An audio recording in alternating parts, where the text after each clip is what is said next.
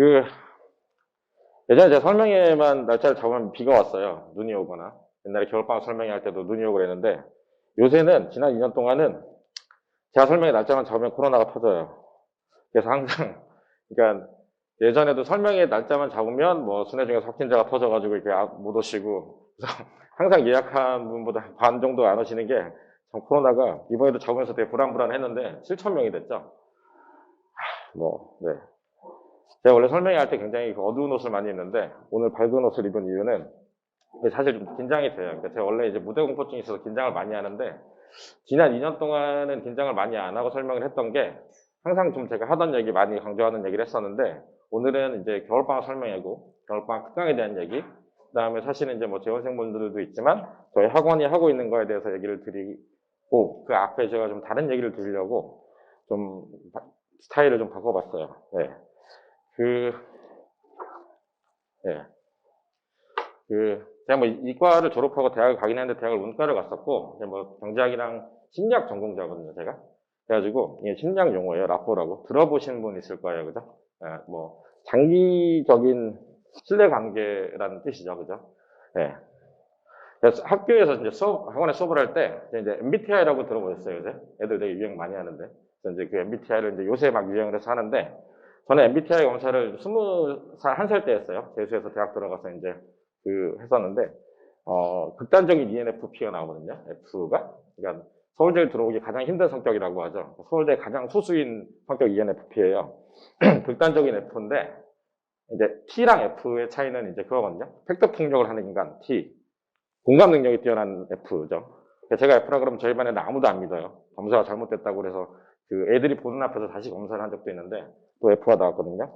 이 얘기를 왜 드리려면 제가 이제 그간에 팩트 폭력을 날리던 그 아이들한테 사실을 전하던 사람이 아니라 오늘은 좀 그런 다른 얘기를 좀 해보려고 해서 이 자리에 서서 그래요.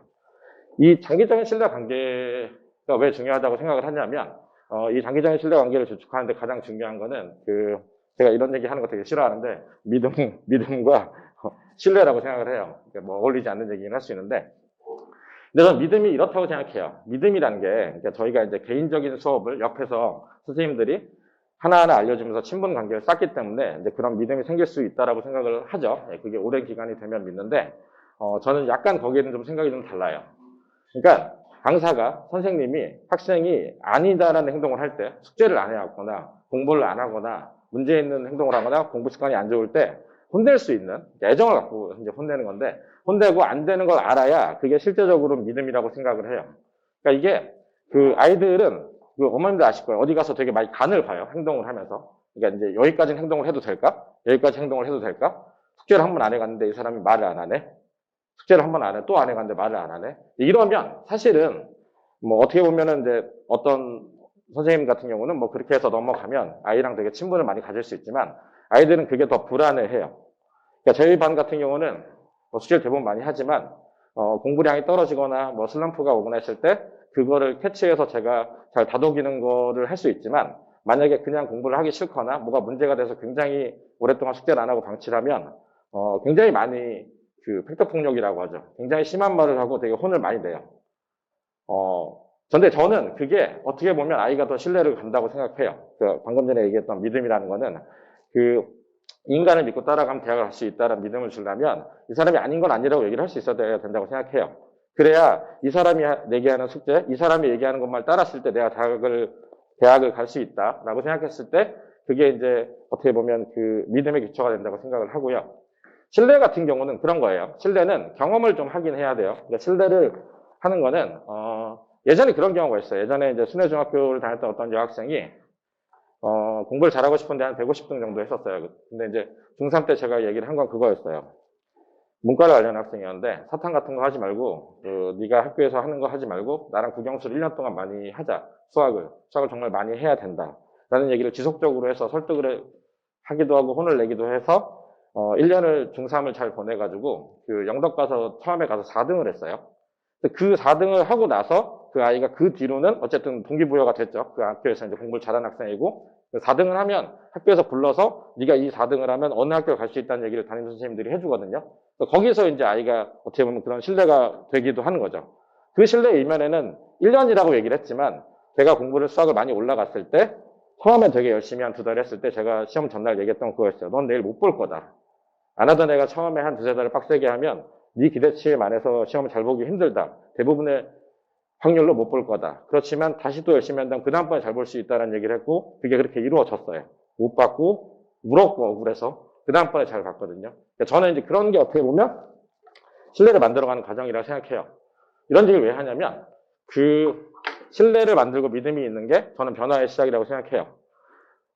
제가 항상 그 전에 설명할 때 뭐 대진고는 뭘 해야 된다, 뭘 해야 한다 이런 얘기를 하는 것도 되게 중요한데 결국은 이제 아이가 공부를 하는 거잖아요. 아이가 물론 변화라는 거는 그냥 가만히 나이를 먹어도 사람은 성장을 해요. 그러니까 옛날에 3시간 동안 앉아있는 것도 힘들었던 아이가 지금은 뭐 5시간을 공부를 더 할 수 있고 아이가 늘면서 사고력도 깊어지기도 하지만 그게 이제 올바른 방법과 좀 신뢰할 만한 사람을 만나가지고 이거를 할 수 있다라고 생각을 하면 아이들이 많은 변화를 보여가지고 공부를 할 수 있게 되었다고 생각을 하기 때문이죠.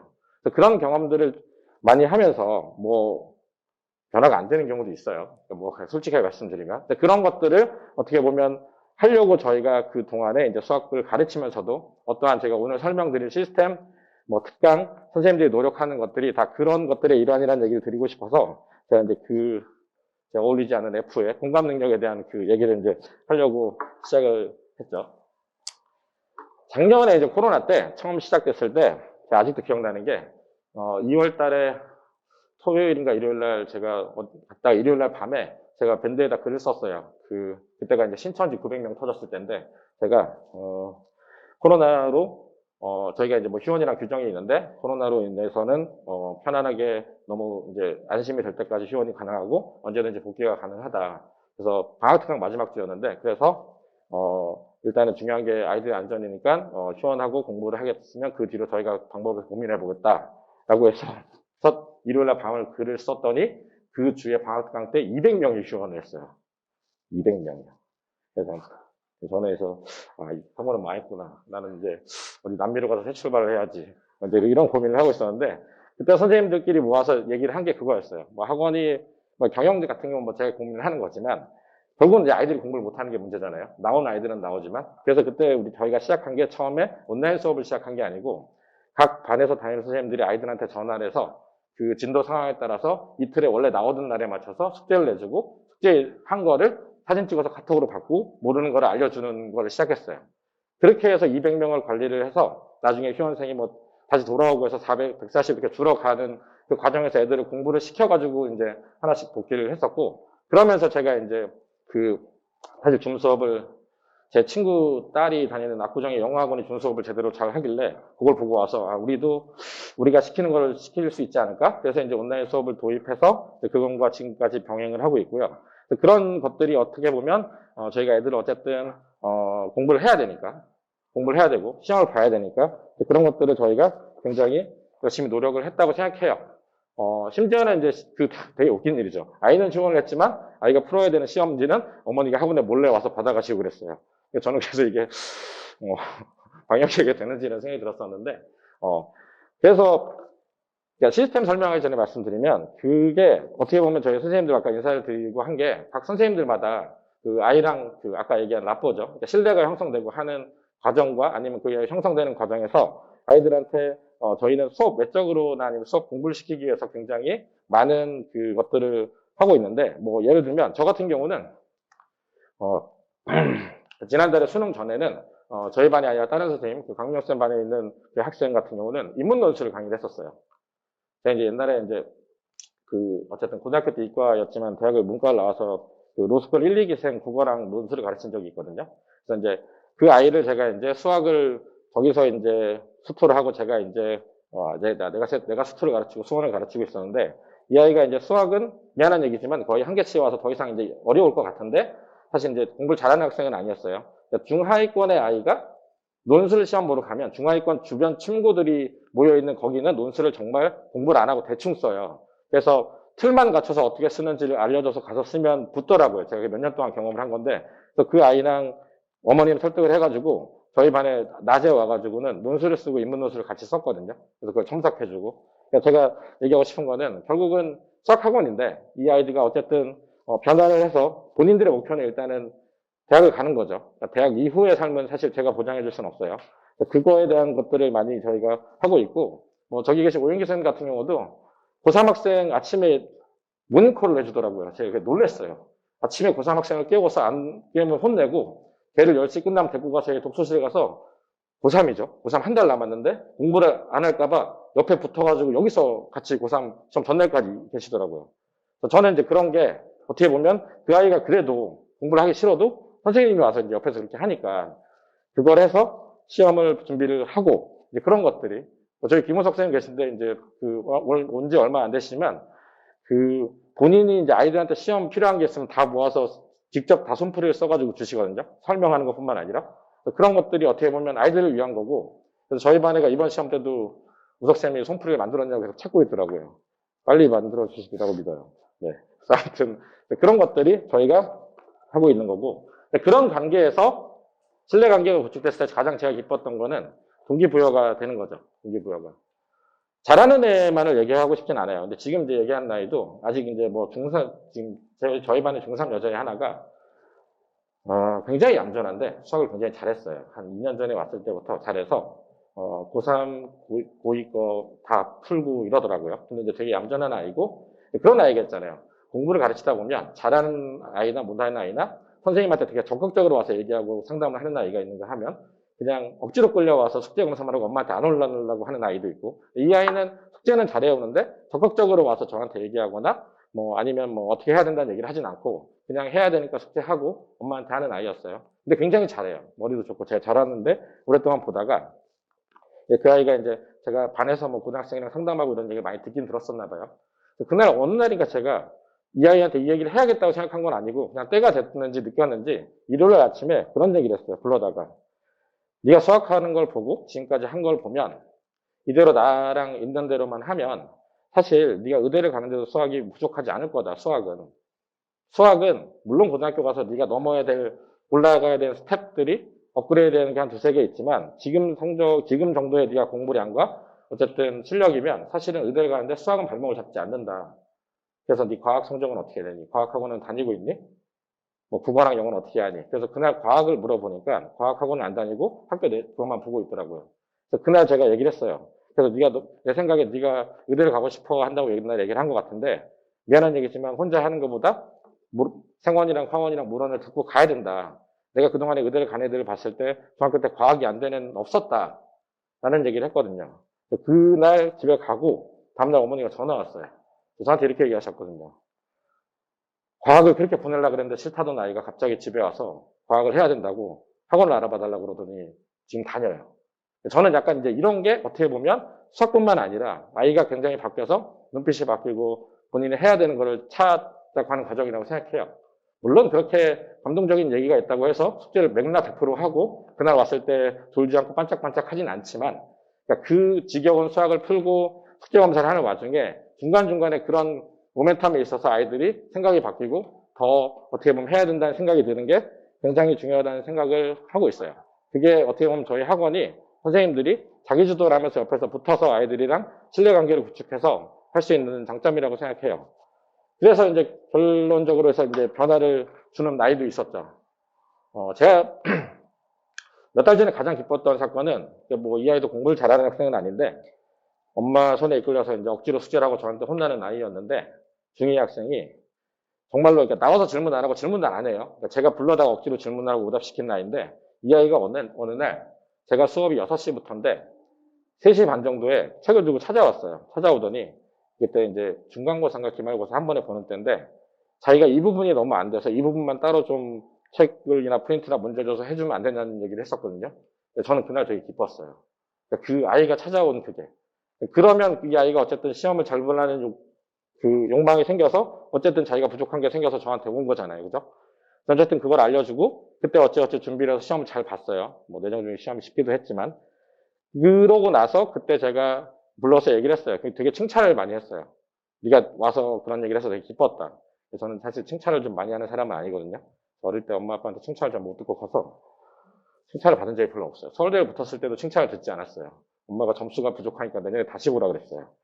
그런 엄마 밑에서 큰 저는 칭찬을 잘 못하는데 칭찬을 좀 했어요. 네가 찾아와서 너무 기뻤고 이게 네가 되게 잘 될 수 있는 징조다 라고 했더니 자기가 고심을 하다가 고등수학 센 상하를 다 했었거든요. 찾아와서 이렇게 얘기했어요.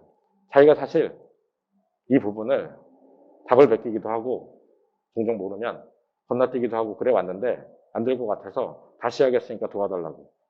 그러고 나서 고등수학 상 있는 걸 다시 와서 종종 시간 남아서 계속 물어보고 해요. 저는 이제 이런 게 어떻게 보면 되게 좋은 변화라고 생각을 하거든요. 그런 것들이 이루어질 수 있도록 어머님들의 바람이죠. 물론 다 되진 않아요. 제가 말씀드렸지만. 우리 아이는 대학 갈 때까지 그런 변화가 없이 쭉 갈 수도 있어요.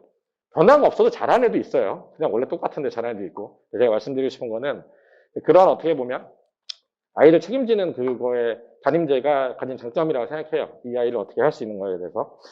그런 얘기를 드리고 싶었고, 시간을 너무 끌면 안 되긴 하지만, 그렇게 이제 신뢰관계를 구축하면 졸업생들이랑도 계속 연락을 하거든요.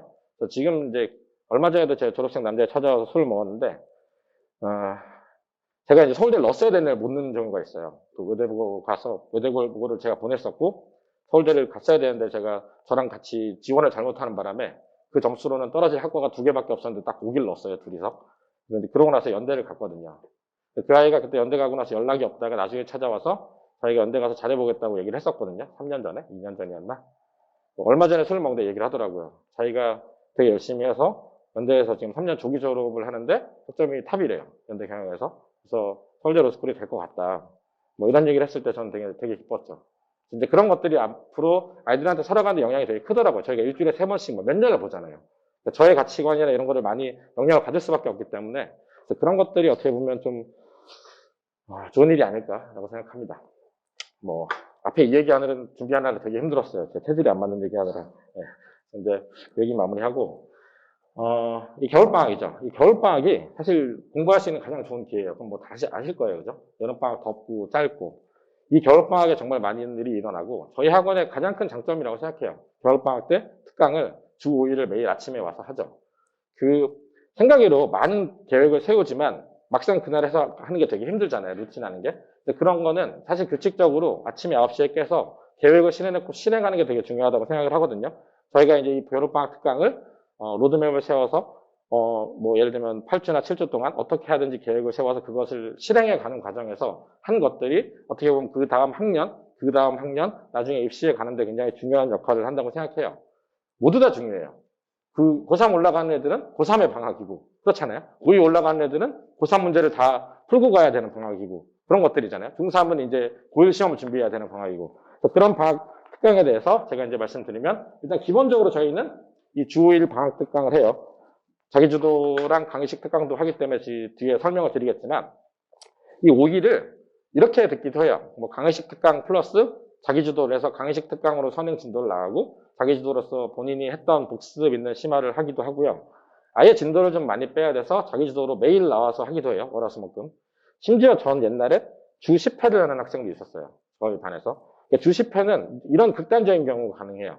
아이가 수학은 진짜 많이 해야 되는데 이번 방학밖에 없어. 그럼 주 10회라는 건 주 10회를 앉아서 그럼 8시간이냐? 그럼 절대 안 되고 이건 그냥 극단적인 예시예요.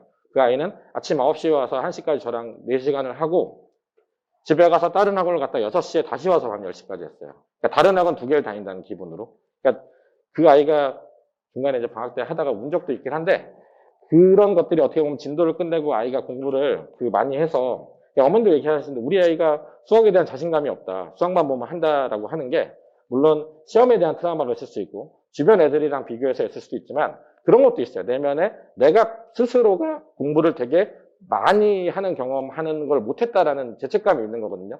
그래서 그런 것들을 없애줄 수 있는 가장 좋은 기회예요. 내가 이렇게 방학 때 열심히 살면서 수학을 많이 했으면 그게 어떻게 보면 자신감으로 연결되고 그걸 검증받고 싶어 하거든요. 그래서 그런 것들을 할 수 있어서 겨울방학 때 많은 걸 하고 나면 이 아이가 그냥 수학뿐만 아니라 다른 공부도 굉장히 시간을 들여서 내가 하면 되는구나. 이게 될 수 있다라고 생각을 하기 때문에 그런 방학강을 신청하셔서 저는 많은 것들을 할 수 있었으면 좋겠어요. 이번 방학에. 그래서 이런 식으로 로드맵을 짜요. 학교 이제 이렇게 있고 개별적으로 이제 저는 로드맵 양식을 이번에 좀 바꿀 테긴 한데 여기에 이제 매일 하는 거에 대해서 선행과 심화 자체를 단원을 계획을 세워서 그 주에 어떻게 하는지를 보는 거죠. 되게 어떻게 보면 루틴한 것 같고 되게 지겨운 얘기긴 하지만 그 자체를 매일매일 쌓아갈 때 어쨌든 2달이 지났을 때 선행 진도도 끝내실 수 있고, 선행에 있는 거 심화도 많이 하고, 기출도 많이 볼 수 있어요. 사실 이제 그게 어떻게 보면 겨울방학에서 수학에 있어서는 굉장히 많은 것들을 성취할 수 있는 게 굉장히 지루하지만 매일 와서 매일 채점하고 오답하고 숙제도 하는 그 과정들이 필요하다고 생각해요. 되게 지루한 과정이에요. 영어학원 되게 재밌다고 그러더라고요. 어떻게 보면. 그렇지만 수학은 본인이 스스로 풀어야 되기 때문에 그 지겨운 과정을 그렇지만 어쨌든 같이 좀 힘들게라도 같이 할 수 있었으면 좋겠다는 생각을 해요. 그래서 이제 그거를 돕기 위해서 저희가 하는 게 이 9 to 6는 이게 신청을 받아가지고 저희 여기 말고 저기 아카데미 책상이 좀 큰 쾌적한 강의실이 있거든요. 거기에 선발해서 아예 자리 하나를 방학 내내 줘요. 아침에 와서 거기서 이제 공부를 하고 수업 시간이 되면 들어왔다가 테스트도 거기서 보고 다른 학원이 있으면 허락을 받고 갔다 오기도 해요. 그래서 이제 아침 9시에서 6시까지는 대부분 이제 거기서 공부를 하는 거죠. 이게 이제 중1 같은 경우 되게 힘들 거라 생각하지만 막상 중1 애들도 와서 여기서 수학 숙제하고 테스트하고 뭐 자기 학원도 갔다 오고 하면 하루 되게 보람차게 보냈다고 생각하고 집에 가요. 뭐 힘들어 할 수도 있는데 이런 그 9 to 6를 통해서도 저희가 방학 때 공부를 좀 밀도 있게 시키려고 노력을 한다. 여기는 상주하는 첨삭 조교가 따로 조교를 하고 그다음 여기 전체를 분위기를 관리하는 저희 총괄팀장님이 있어요. 이제 그 9 to 6를 원하시면 이제 신청하면 이렇게 계획서를 아침에 와서 쓰고 본인 스스로 했던 거를 판단을 해서 가요. 평가를 매기고. 생각으로 본인 평가에 자기들은 되게 아닐 것 같지만 되게 객관적으로 해요. 본인이 평가라 그러면. 그러니까 이게 네가 오늘 공부한 게 100점이라고 중에 몇 점이라 생각해? 그러면 100점이라고 하는 게 별로 없어요. 자기들도 알거든요. 중간에 잠깐 딴 생각도 했었고 뭐 왔다 갔다 하고 이제 그런 것들이 좀 반성에 도움이 되기도 한다는 거를 말씀드리고 싶고요. 그런 이제 자기주도 특강 자체가 이제 우리가 기본적인 저희 겨울방학 특강의 이제 그거죠. 어떻게 보면 되게 단순하지만 매일 와서 꾸준히 한다는 게 가장 의미 있는 거라고 생각을 하고요. 강의 특강은 몇 개 생각해 드릴게요. 이거는 뭐 간단하게 설명드릴게요. 어차피 다음 주에 이 관련해 설명을 하는데 제가 이제 항상 그 설명할 때 강조하는 게 중3 시절을 많이 보내서 예비고일 준비를 많이 하고 고등상하를 정말 많이 하고 준비를 하면 그게 고등학교 가서 내신도 잘 보고 어쨌든 수능도 잘 보는 길이 된다고 생각을 하잖아요.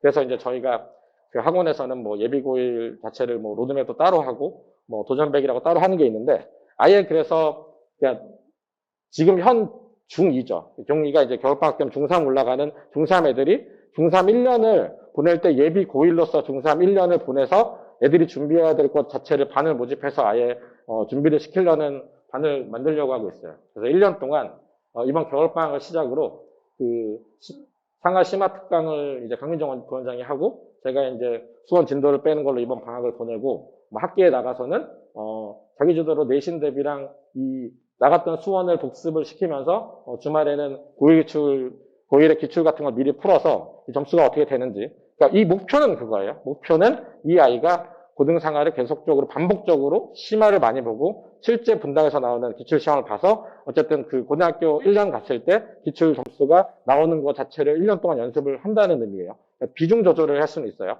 그걸 하면서 나머지는 이제 수원 나가고 복습하고 수투 나가고 복습하고 만약 진짜 잘하는 애들이 더 나갈 수 있으면 제가 미적분 특강도 할 생각이거든요. 이런 것들을 이제 하려고 하는 설명을 다음 주에 하니까 관심이 있으시면 오시면 좋을 것 같아요. 뭐 이렇게 되면 뭐 자기소개서랑 면접이나 이런 것도 해서 입시도 다 할까 지금 고민 중이거든요. 그래서 그렇게 할 거라는 거. 그래서 이제 그런 것들을 이렇게 이번 겨울방학 때 시작하는 거는 고등수학 심화랑 수원 기본을 제가 하고 이 고등수학 심화 같은 경우는 그 분당에서 가장 주요 학교들이 많이 나오는 그 올림퍼스 고난도랑 아마 자체 교재는 그 안에 이게 이제 현 중3 애들이라서 뭐 자의의 1등급을 아직 풀긴 좀 어려우니까 이 고난도 베이스에 기타 꼭 알아야 되는 필수 문제를 섞어서 아마 심화 강의를 하실 거고요. 그거 복습을 하고 숙제 검사를 하고 이제 오답을 시킬 거고 저 같은 경우는 화목에 2시간 동안 기본 정석을 하고 기본 정석에 관련된 저희 메이저 테스트 있는 문제를 숙제를 내서 그거 오답을 해서 수원을 어쨌든 한번 처음부터 끝까지 어떻게 되는지 그 기본적인 내용이랑 문제를 스스로 풀게 하려는 강의를 계획하고 있습니다. 네. 특강을 하나씩 설명을 좀 드릴게요. 뒤에 이제 아까 말씀드렸던 김우석 쌤이, 이건 고1 대상이에요. 고1이 이제 정년학 모의고사 기출 같은 게 이제 학교에 시험에서 많이 나오거든요. 대진에서 심화로 나오고, 중앙고 프린트로 나오고. 그래서 이제 그런 것들을 연합 모의고사 기출 문제랑 변형 문제를 미리 좀 방학 때 풀고 가자. 이제 하는 특강인 거죠. 시간이랑 뭐 이런 횟수 같은 경우는 저희 지금 나눠드린 자료에 다 있으니까, 그 취지만 제가 설명을 좀 드릴게요. 요거는 수강권 기본이죠. 저랑 같은 강의 같지만 좀 달라요. 그러니까 요거는 어떻게 보면 약간 고등 대상에 월수금 수원을 좀 더 자세히 많이 푸는 강의고, 저는 아까 그러니까 중3 프로그램의 일환으로서 수원을 어떻게 보면 요거보다 비중이 좀 작게 하고 고등수학 상심화를 많이 하면서 수원은 나가서 학기 중에 복습을 또 할 수 있는 그런 거라서 강의를 택하실 때 이게 좀 더 자세하고 문제를 더 많이 푸는 강의다라고 생각하시면 좋을 것 같아요. 수원 같은 경우는. 교재는 바이블이랑 쌤을 해서 월수금 2시에서 4시 이제 이렇게 강의를 하실 예정이고요. 요거는 이제 저희 박민희 선생님이 이 자유스토리라고 하는 거는 그 고3 전국연합 평가원 기출 문제들이에요. 그래서 이제 이거는 아마 고1이 아까 제가 말씀드렸듯이 고3 문제를 풀고 나가야 된다고 말씀드렸잖아요. 그래서 그 문제를 풀고 나가는 반이라고 생각하시면 돼요. 그러니까 1학기 분당 지역 고2 애들 나오는 수학 원의 평가원이랑 수능 기출 어려운 문제들을 미리 강의로 다 풀고 공부를 하고 나가자라는 특강이라고 생각하시면 될 것 같아요. 요거는 이제 아까 김찬쌤이 하는 수학 1이랑 똑같은 수학 2의 기본 강의예요. 그러니까 이게 수학 2랑 수학 2 자체가 이제 그 공통 과목으로 수능에서 가장 중요하기 때문에 거기에 대한 기본 강의는 정석과 센으로 이제 하실 거고요. 이렇게 나열할 식으로 얘기를 하면 되게 졸리죠, 그죠? 저도 이제 이런 걸 별로 안 좋아하긴 하는데, 겨울방학 특강 설명을 좀 해야 되고, 해당되시는 분이 있을 수 있으니 제가 좀 지겹더라도 말씀드리겠습니다. 요거는 김우석 선생님이 수학 1, 2를 내신 정시를 모의고사 기출을 해서 1, 2를 다 같이 문제를 좀 풀게 나가는 강의죠. 어떻게 보면 이제, 그러니까 아까 수학 1 자유스토리 강의보다는, 수학 1 문제는 좀 줄어서 양이 적지만 대신에 수원 수투를 같이 할 수 있는 강의. 그렇게 생각하시면 될 것 같아요. 네. 확청의 기본 강의, 정민철 선생님이 하실 거고요. 그 다음에 기하의 기본 강의는 오영희 쌤이 이렇게 이제 기본 강의가 이제 이렇게 강의식 특강으로 있으니까 아이가 만약에 이제 특강으로 어쨌든 진도를 한번 끝내는 게 필요하시면 여기 있는 특강이랑 아니면 뭐 저희 자기주도 하는 거를 적절히 설계를 좀 잘 하셔서 담임 선생님이랑 꼭 상의를 하시길 바래요. 그래서 이제 방학 때 뭐 특강 시간에 뭘 하고 나머지 자기주도 시간에 뭘 하는지 뭐 이런 것들을 고민하시면 알찬 방학을 보낼 수 있을 거라고 생각합니다. 이거는 그리고 이제 그거예요. 방학 전에 제가 이제 겨울방학 설명회 하면 항상 그 진단평가 상담을 받아서 하는데, 이런 거예요. 그러니까 새 교육과정에 맞춰가지고 저희가 이제 진단평가지가 있고요. 뭐 입학할 때 이거 보고 들어오신 분도 있고, 예전에 진단평가 받으신 분도 있는데, 본인 아이가 뭐 예를 들면 고등 하를 나가야 되는데 상이 얼마큼 됐는지 알고 싶다라고 생각하시면 학원으로 신청해서 1시간 정도 시험을 보시면 그 뒤로 저나 아니면 강민정부원장이 시간 예약을 미리 잡아서 지금 상태가 어떻다 되었기 때문에 그리고 앞으로 고등학교가 어떤 고등학교를 갈 거고 목표가 이러면 이런 것들을 해야 된다 이런 상담을 계획하고 있으니까 이것도 학원으로 신청을 해주시면 좋을 것 같아요. 뭐 요 내용은 그래서 이제 이런 분석지를 통해서 이제 말씀드릴 거고요. 네. 네. 조금 말이 빨라서 죄송해요. 오늘 좀 할 얘기가 많아서 그런지 마음이 좀 급해서 그런 것 같아요. 네. 네. 저희 학원 이제 시스템을 좀 말씀드릴게요. 학원 시스템 모르시는 분도 있고, 뭐 아시는 분도 있지만, 제가 이제 겨울방학 설명이니까 학원 좀 말씀드릴게요. 이 빡센 수학학원이라고 제가 슬로건을 걸고 있는 이유는, 이거는 사실은 뭐 숙제랑 뭐 잠을 안 자고 공부한다 이런 의미도 있지만, 사실은 빡세다고 하는 게 좀 그런 것 같아요. 저희 학원의 가장 큰 장점일 수도 있고 아이들이 힘들어하는 점인데, 저희 학원은 스스로 문제를 손으로 다 풀어야 되죠. 이게 처음에 되게 힘들어요, 사실은. 4시간을 앉아서 본인이 설명을 듣고 모르는 문제를 물어볼 수도 있는데 스스로 하나씩 다 푸는 거 이게 굉장히 힘들거든요. 그다음 시험도 계속 봐야 되고 그래서 그 자체를 습관을 들여서 공부 습관을 잡는 거 그런 게 어떻게 보면 빡세다고 생각해요. 특히나 초등학생들 6학년이나 중1 처음 들어오잖아요. 이거 하다가 도망가는 애들도 많이 봤어요. 너무 힘들다고. 왜냐하면 이제 강의식 학원에서 이제 보면 본인이 모르는 거 이거 보고 있다가 아는 건 좀 안 봤다가 써봤다 이렇게 해서 약간 어떻게 보면 강약 조절을 할 수 있는데 저희는 앉아서 계속 본인이 스스로 시험도 보고 풀어야 되기 때문에 그게 좀 아이들이 좀 빡세게 느끼긴 하는데 저는 그게 굉장히 어떻게 보면 수학은 결국 가서 본인의 힘으로 풀어서 시험을 봐야 되기 때문에 그게 가장 중요하다고 생각을 해서 그렇게 해야 된다고 생각해서 저희 이제 학원을 그런 방식으로 운영을 하고 있고요. 이게 같은 얘기긴 한데 이게 자기주도 학습이죠. 요거의 의미는 이게 잘 되려면 아까 말씀드렸던 그 신뢰랑 믿음이 좀 구축이 돼야 돼요. 신뢰랑 믿음이 구축이 돼서 예를 들어서 방학도 이번 방학 때는 너랑 나랑 이런 걸 같이 하자. 아니면 내신 들어가기 전에 내신 이번 시험 대비를 하기 위해서는 이거를 몇 번 풀고 이걸 하고 오답은 나랑 어떻게 하고 하자. 라는 계획을 세워서 할 수 있는 같이 상의도 하고 바로 잡아주지만 실제 애들이 와서 자기들 플랜을 얘기하기도 하거든요. 그래서 그런 것들의 의미로 자기주도의 수학이라고 생각해요. 그러니까 뭐 그 안에서 본인이 스스로 풀고 이런 것도 되게 중요한데 결국은 그 가이드라인이죠. 전체적인 가이드라인을 어떻게 잡아줄 수 있느냐. 그거 자체가 저희 학원이 이제 항상 아이들과 아니면 학부모님들과 어떻게 아이들을 시켜야 되는지 얘기를 하고 하기 때문에 그게 이런 의미라고 생각을 하고요. 이건 제가 제일 좋아하는 거죠. 제가 이 학원을 해서 지난 10년 동안 한 건 테스트를 만드는 것밖에 없었어요. 이게 필요하면 이걸 테스트를 만들어서 시키고 이게 특강화 시키고 이게 가장 힘들지만 아이들이 테스트를 보면서 가장 좋은 점은 이 객관적인 검증이 돼서 뭐 예를 들면 고등학교 기출을 봤는데 내가 너무 많이 틀려.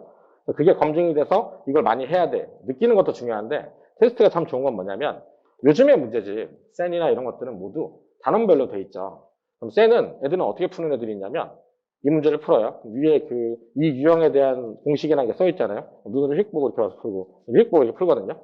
그럼 그거를 그럼 다 찢어서 못 보게 할 것이냐. 그게 쉽지는 않다는 거죠. 애들은 찾을 수 있잖아요.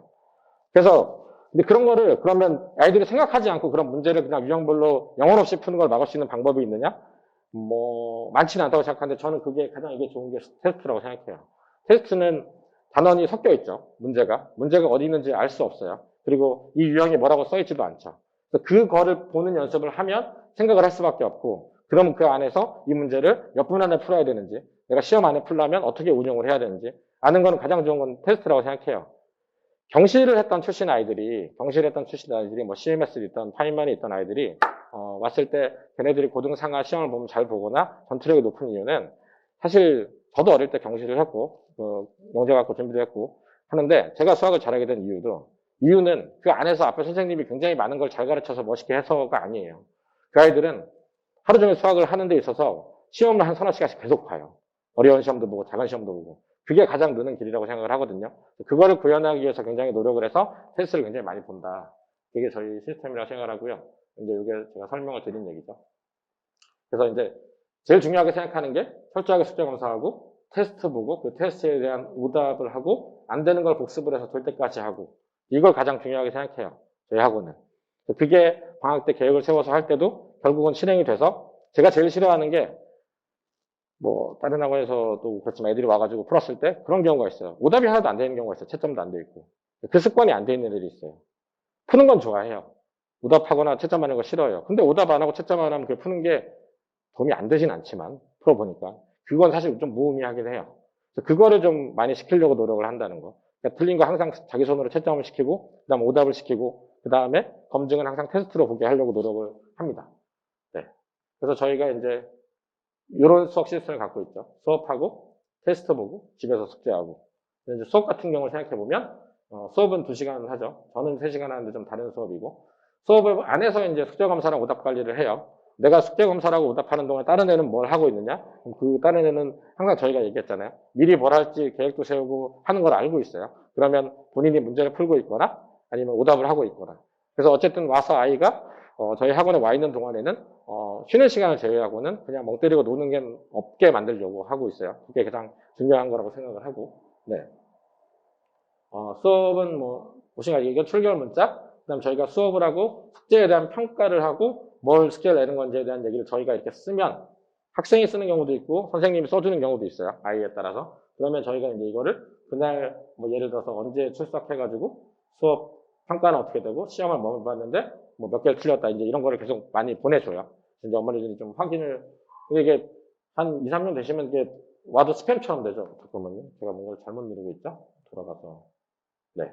그래서 그거를 보내드리고 숙제는 이제 저희는 이 사진 적었는데 이쪽에만 문제를 저희는 풀고 이쪽에 오답을 시키거든요. 그래가지고 노트 자체가 예전에는 둘 다 썼는데 제가 이걸 바꿨어요. 이쪽만 쓰고 이쪽 바꾸자. 그렇게 해서 한 게 도움이 되는 게 이 아이가 뭘 틀려서 어떻게 오답을 했는지를 알 수 있고 아이가 거기다 오답을 해야 된다는 게 굉장히 강해지죠. 그런데 그렇게 시키고 있다는 거. 그래서 오답은 여기서 풀어서 오답 자체를 확인을 하고 있습니다. 이게 숙제에 대한 얘기고요. 수업은 네, 한 6, 7년 전 사진인 것 같아요. 네, 수업은 저런 식으로 하고.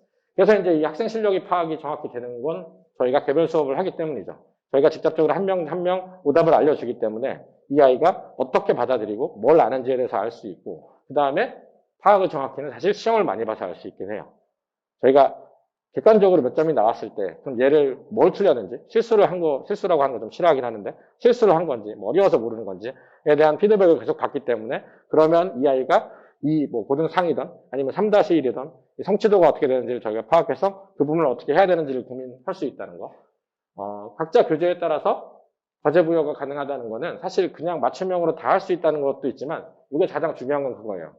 어려워하고 힘들어하는 단어는 복습을 시키고, 아니면 안 되는 너무 어려운 그 단원을 너무 힘들어하면 그거보다 쉬운 거를 다른 걸 가져와서도 풀려서 알고 하게 넘어갈 수 있다는 거.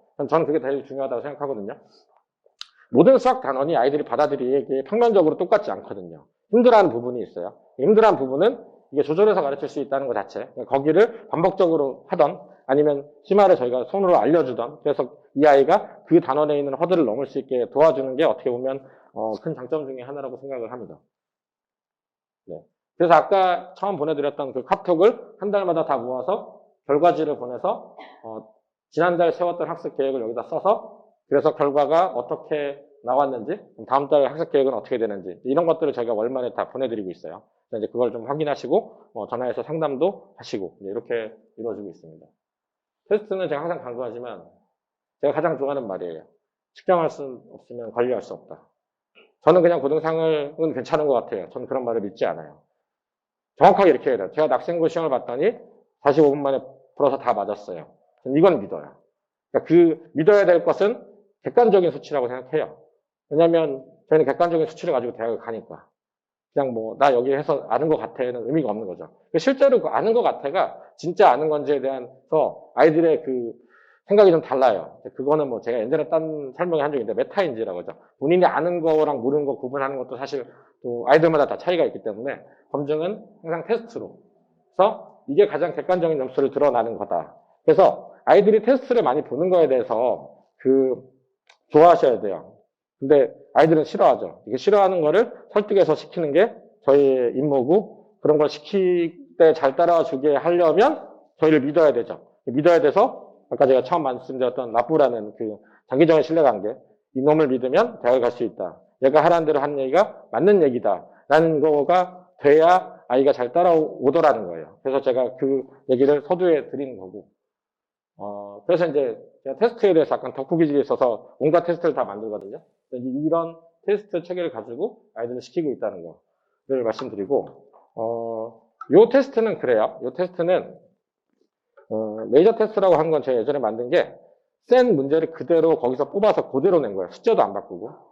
그죠? 그러니까 이게 숫자를 안 바꾸고 똑같이 풀리는 테스트가 무슨 의미가 있냐라고 얘기를 이제 많이 하시는데, 저는 좀 생각이 달라요. 그러니까, 제가 한 10년 전에 읽은 논문에서 가끔 얘기를 드렸는데, 문제를 풀고 그냥 오답 있는 것만 푸는 것보다 그 문제를 재복습해서 다시 푸는 게 훨씬 효과가 크다는 걸 많이 봤어요. 제가 여러 논문에서 봤거든요.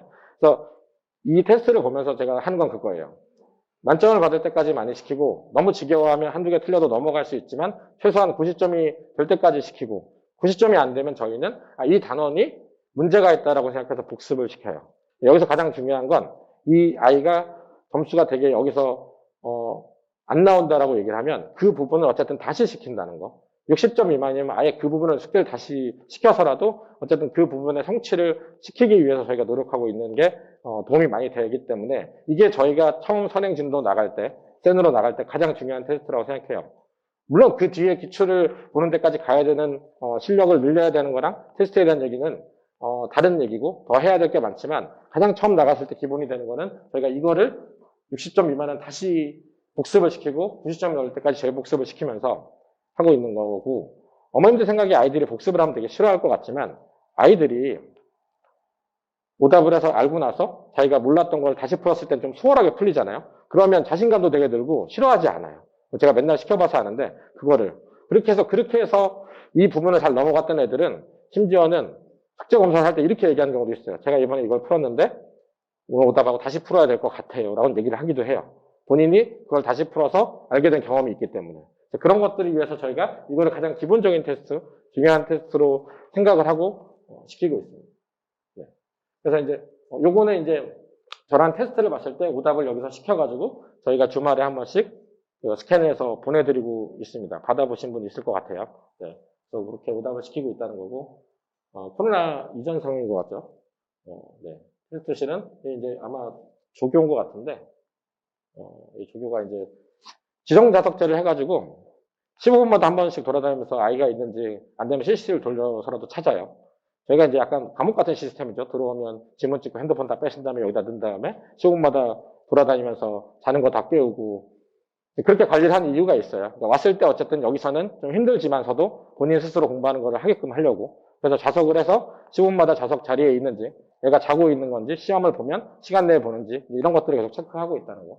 그래서 이제 그렇게 해서 테스트실 관리를 첨삭 선생님과 여기 이제 항상 앉아 계시는 김판석 원장님이 두 분이 이제 관리를 하고 있습니다.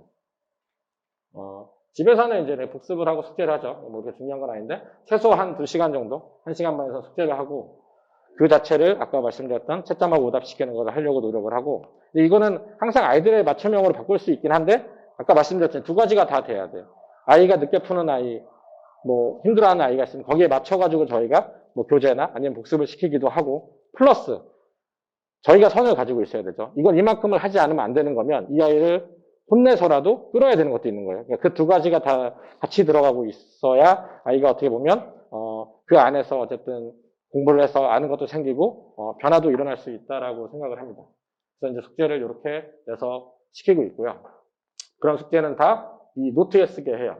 저희는 이 레이저 노트라고 하는데 쓰게 하는데 일단 책에 푸는 건 한번 풀고 안 풀겠다는 얘기죠. 그래서 저희는 책에는 손을 못 대게 하고요. 책에는 표시만 하게 돼요. 뭐 틀렸던 거, 시간이 오래 걸렸던 거, 모르는 거 이런 거 표시를 하고 모든 문제는 그러니까 시험 때 워크북에서 직접 아니면 기출에다가 시험지 푸는 거 말고는 기본적으로는 다 레이저 노트에 문제를 쓰고 그 자체를 채점을 하고 숙제 검사도 저희가 거기다 사인을 하고 옆에 오답을 시키고 그렇게 노트 쓰기를 시키고 있고요. 또 틀린 문제 고치고 표시되어 있는지 체크를 다 하고 있습니다. 숙제 검사 시에 담임 선생님들이 다 하고 있고요. 몇 달에 한 번씩 저희가 노트를 다 걷어서 검사를 하기도 해요. 네. 그래서 노트 쓰기는 이렇게 쓴다는 거. 그래서 뭐 도형도 직접 그리고 서술형 답안 적듯이 이걸 쓰다 보면 사실은 자동스럽게 서술형 준비도 되긴 해요. 아이들이 이제 머리가 아주 좋은 아이들은 계산 과정을 건너뛰기도 하죠. 그런 것들도 선생님들이 유두리 있게 이 아이는 건너뛰어도 되는 거면 사실은 단순 계산은 그런 것들도 이제 저희가 노트를 보면서 좀 판단할 수 있기 때문에 그런 것들을 하셨으면 좋겠고 네, 그래서 이제 그런 걸 잘 쓰게 하기 위해서 이제 컨테스트도 하고 네, 그렇습니다.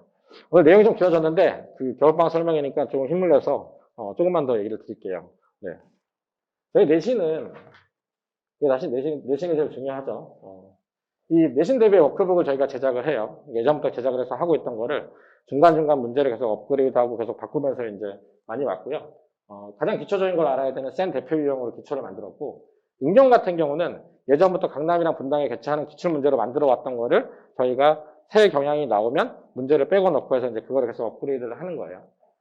크리티컬 포인트는 예전에 한 2년 전에 저희가 선생님들이 다 모여서 한 6개월에 걸쳐서 각 단원에서 가장 알아야 되는 대표적인 유형으로 만든 거라서 저는 시험 볼 때 이것만 여러 번 풀리기도 해요. 이게 대표적으로 알아야 되는 거라서.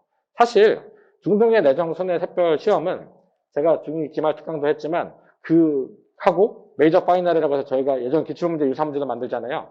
그 유사 문제랑 여기 있는 이런 대표적인 문제만 반복적으로 풀어도 점수가 나오긴 해요. 아주 어렵게 특이하게 나와서 힘들어하는 뭐 순회 중에 어렵게 하는 그런 게 아닌 하는.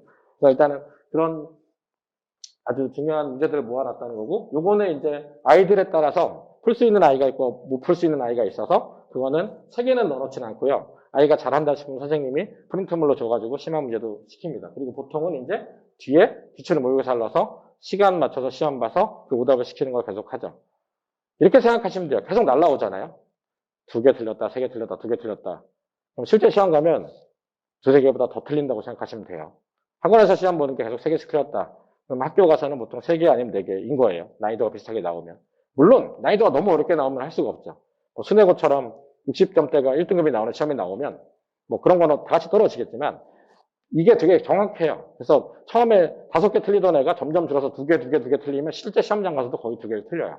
그 시험 보는 거를 오답을 하고 다른 문제를 풀어서 실력을 높여서 그 시험 점수를 줄여가는 게 어떻게 보면 중학교 아니면 고등학교 가서도 시험 점수를 확보하는 데 가장 중요한 일이라고 생각을 합니다. 당연히 이제 기본적인 그 학교 부교재나 학교 프린트를 가지고 준비를 시키죠. 이것도 사실 한두 번이 아니라 여러 번 풀어야 돼요. 여러 번. 뭐 고등학교를 갔을 때 얘기긴 한데 뭐 고난도를 한 번 풀고 가서 난 다 맞는다 이런 애 본 적 없어요. 저는 항상 얘기해요. 최소 5번 이상. 5번 이상 풀어야 그 문제를 봤을 때 손이 돌아가요. 한 2번 정도 풀고 가잖아요. 문제를 봤어요. 나 아는 문제인데 못 풀어요. 이런 경우가 있어요. 그래서 반복적으로 많이 풀어야 된다는 거. 이게 굉장히 힘든 얘기예요. 그래서 제가 말씀드린 게 빡세게 힘들다는 얘기를 드리는 게 아는 건데도 반복적으로 풀어서 계속 손에 익어 있어야 돼요. 시험 때 특히나 마지막 갔을 때. 이게 힘들다는 얘기고 힘든 걸 이제 아이들과 저희가 같이 고민을 해서 넘어야 되는 것이라는 거죠. 네. 그래서 워크북 디자인이 이렇게 생겼고요. 제가 좀 아까 F라고 그랬지만 T에 가까운 인간이 되고 있어서 화려한 디자인을 별로 좋아하지 않습니다. 네. 그래서 디자인 되게 심플하게. 정석 디자인을 제일 좋아해요. 아이들은 다 싫어하죠. 네. 천재교육 제가 책을 썼는데 수학게임 천재교육 저자가 저예요. 네. 그림을 넣겠다는 거 사파를 고등수학 책에. 회장님한테 딴 건 모르겠는데 그거는 그래서 그거 뺐어요. 제가. 그런 너무 싫어해서. 엄청 크리티컬 포인트 이렇게 생겼습니다. 그 워크북을 할 때 오답이 나오잖아요. 그러면 저희는 요거에다가 어떻게 하냐면 자기가 틀린 문항 번호를 다 써요. 그러면 데스크에서 그 문항 번호 가지고 오답 모음만 만들어줘요. 이것도 한 서너 번 정도 풀고 가게 해요. 본인이 틀렸던 거. 이게 굉장히 중요해요. 시험은. 특히나 중등 시험에 되게 중요해요. 고등 시험은 사실은 그보다 어려운 게 많아서 해야 될 게 되게 많은데 중등은 정말로 해야 될 거 필수적인 걸 많이 풀고 본인이 푼 거를 오답을 반복적으로 해도 점수가 나옵니다. 물론 연산이 너무 안 되거나 너무 느린 학생은 이제 그거에 대한 대책을 따로 세워야 되지만 기본적으로 이 오답을 모아서 이걸 하는 것 자체가 시험 때 마지막에 굉장히 중요하다는 거. 그래서 저는 시험 전날 이걸 꼭 다시 풀리고 하거든요. 이거랑 학교 프린트랑 뭐 교과서 이런 것들을. 이제 그렇게 내신 대비를 하죠. 저희 이제 그 매주 시험 전에 한 3주 정도는 학년별로 모아서 시험을 주간 테스트라고 봐요. 이거는 등수가 나오기도 하고 등수가 나와서 아이들이 뭐 좀 힘들어하기도 하지만 뭐 괜찮은 문제 모아서 저희가 시험을 보고 2회 같은 경우 서술형을 하면 저희가 첨삭도 해서 주고 이런 것들을 시행하고 있어요. 이번 주가 주간 테스트 3회차 보는 주라서 아이들이 지금 시험을 보고 2회차는 받아서 오답을 하고 있는 뭐 그런 상황이고요. 주간 테스트를 만점을 받는 아이 초창에 1등 했던 아이들은 항상 학교 시험에 가면 망하더라고요. 저희 반은. 주간 테스트를 1회차를 봤을 때 만점을 받아서 1등을 하면 난 이제 수학은 됐구나 라고 생각하고 딴 과목을 공부해요. 그게 가장 위험하다는 거. 그런 거는 개별적인 설명에서 제가 말씀을 드릴게요. 전체적인 얘기니까. 이건 코로나 전이고 이제 요새는 이제 마스크 쓰고 나가는데 파이널이라고 해서 내정순회 샛별 같은 경우는 기출 문제, 유사 문제나 아니면 변형 문제를 만들어서 저희가 이거를 해서 나눠 주거든요. 이 문제가 근데 진짜 시험이 많이 나와요. 요새. 그러니까 이게 왜 그러냐면 순회랑 내정 샛별 자체가 시험 문제가 계속 몇 년치가 계속 돌고 돌아요. 그래서 그거를 가지고 저희가 다 하거든요. 근데 그런 얘기를 들은 적도 있어요. 이거 나눠주면 학교 선생님들이 보거든요. 애들이 들고 갔잖아요. 학교 선생님 보는데. 그래서 뭐 그런 얘기를 한 적도 있어요. 옛날에는. 여기서 안 냈으니까 보지 마. 이런 얘기를 들은 적도 있어요. 선생님들이 보시긴 해요. 그래서 저희가 요새는 시험 문제를 출제한 후에 나눠주기도 해요. 출제하고 나면 못 바꾸거든요. 그래서 그 문제가 굉장히 유사하게 많이 하기 때문에 그래서 이제 이런 걸 만들어서 나눠주기도 하고 저희 학원 애들도 풀리고 이렇게 해서 내신을 하고 있습니다. 뭐 아시는 분은 아시겠지만 내신 대비 특강을 제가 중2 같은 경우는 제가 했고 이번 주 토요일에 모의평가 2회를 봐요. 그럼 아이들이 시간 맞춰서 다 같이 OMR 써가지고 시험 보는 연습을 3회를 했더니 애들이 너무 힘들어 하더라고요. 그래서 2회를 실시를 하고 있고요. 중3은 시험을 안 보기 때문에 중2, 고1이 이번 주에 이제 모의평가를 이제 이렇게 해서 시험을 보고 그날 해설 강의를 듣고 이제 가는 걸로. 그래서 이제 시험 준비도 하고 실전 같은 연습도 하고 그래서 내신 대비를 하고 있습니다. 이런 특강을 내신 대비 특강을 하기도 하고요. 이민호 선생님이거든. 네. 그 다음에 모의평가는 이렇게 모여서 시험을 보면 앞에서 저희가 감독을 하고 채점을 해서 해석 강의를 합니다. 이번 주에 이제 2회차를 볼 거고요. 네. 그리고 나서는 이제 저희가 시험지 회수하러 가서 예전에 이제 이렇게 아이스크림을 나눠줬는데 요새는 아이스크림 지금 코로나 때문에 그래서 제가 젤리를 사가지고 나눠주고 있습니다. 그러니까 시험지 회수하러 가면 이게 참 별거 아닌 것 같잖아요. 애들이 자기 친구들도 데리고 와서 젤리도 먹고 시험지를 가져와서 띄워와서 채점도 같이 하고 이렇게 하거든요. 굉장한 신뢰 관계에 도움이 많이 돼요. 안타까운 일이지만 순회같이 시험이 어렵게 나오는 곳은 그날 시험지 해설을 하러 가면 한 2명 정도는 평균적으로 울고 있는 것 같아요. 여기서 울고 있어요. 선생님 가서 말려주고 여기서 울고 있고 여기는 웃고 있고 여기는 쉬웠다 그러고 여기는 실수했다고 화내고 있고 그런 과정들이 이제 어떻게 보면 저희가 시험을 보고 이제 아이들이랑 같이 그 hum나라의 여정 같이 넘어가는 과정이라 생각을 하고요. 오늘 되게 감성적인 얘기 많이 하는데 아마 오늘이 마지막 것 같아요. 네. 이거 중1 얘기인데, 중1 학부모님 계신가요? 중1 학부모님 안 계시면 제가 뭐 상시평가도 어쨌든 시험 없어서 보는 것도 저희가 수행평가 대비 모의고사도 보고, 중1은 시험이 없기 때문에 뭐 월간 테스트도 보고, 중간 기말도 저희가 학원 자체 내에서 봐서 아이들이 어쨌든 이걸 보고 나면 제일 중요한 건 뭐냐면, 중1 애들이 보통 중1 걸 안 하고 있거든요. 중1 걸 하다가 중2 걸 하고 있어요. 중1 시험을 봤는데 20점을 받았어요. 이거 다시 해야 될 것 같잖아요. 그런 의미도 있다는 거. 그렇게 해서 저희가 이제 테스트 보고 있습니다. 이 첫 시험의 중요성은 예비고1 얘기라서 내일 모레 설명회 때 말씀을 드릴 거라 이거는 그냥 제가 넣어놨는데 넘어갈게요. 뭐 사실 간단하게 설명드리면 중2랑 고1 자체가 이제 첫 시험이 중요하기 때문에 따로 중간고사 문제를 모아서 풀린다는 거예요. 그래서 그거를 준비를 시킨다는 거. 그래서 이제 이 준비를 시키는 거의 가장 중요한 점은 이걸 봤을 때 너무 많이 까먹거나 점수가 미달되면 선행하던 비중을 줄이고 이걸 돌아와서 시험을 잘 보게 한다는 의미가 가장 커요. 물론 이 문제로 준비를 시키는 것도 있지만 그렇게 해서 이 메이저 도전이라는 거를 운영해서 지금 책이 나와 있어요. 그래서 지금 현 예비 고1이나 예비 중2가 이걸 보고 있고 우리 아이 예비 중인데 이걸 안 보고 있다.